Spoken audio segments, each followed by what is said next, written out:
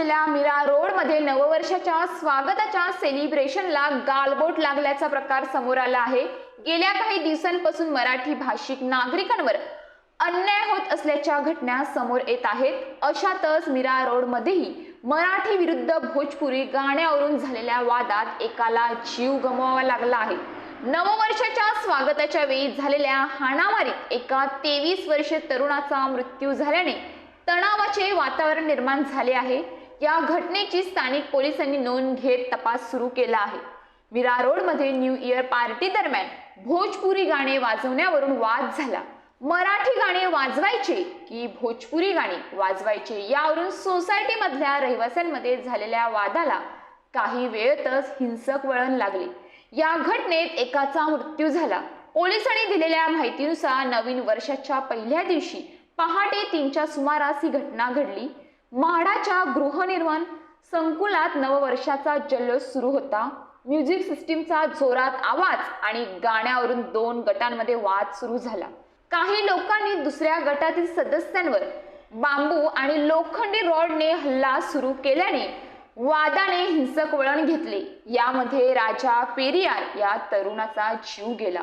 पोलिसांनी दिलेल्या माहितीनुसार आशिष जाधव, अमित जाधव, त्याचे वडील प्रकाश जाधव आणि प्रमोद यादव यांनी राजा पेरियार याच्यावर हल्ला केला।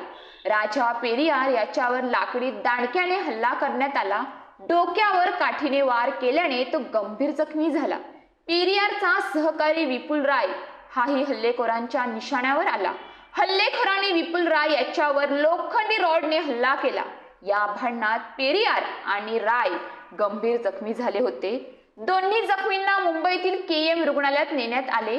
मात्र गुरुवारी उपचारादरम्यान राजा पेरियार यांचा मृत्यू झाला। विपुल राय यांची प्रकृती चिंताजनक आहे। या प्रकरणी कारवाई करत पोलिसांनी आरोपी आशिष जाधव, अमित जाधव, प्रकाश जाधव, प्रमोद यादव यांना अटक केली।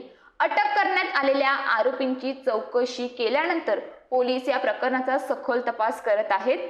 काश्मीरा पोलिसांनी दिलेल्या माहितीनुसार मंगळवारी झालेल्या भांडणात 23 वर्षीय राजा पेरियार गंभीर जखमी झाला। जखमी अवस्थेत त्याला केएम रुग्णालयात दाखल करण्यात आले, तेथे त्याचा मृत्यू झाला। आज त्याचे शवविच्छेदन करण्यात येणार आहे। पार्टीत अनेक लोक मराठी गाण्यावर नाचत होते। यावेळी आणखी काही लोकांनी भोजपुरी गाणी वाजवण्याचा आग्रह धरला। काही लोक पूर्णपणे दारूच्या नशेत होते, त्यांच्यात वाद सुरू झाला। गाण्याच्या मुद्द्यावरून दोन्ही गटांमध्ये वाद निर्माण झाला।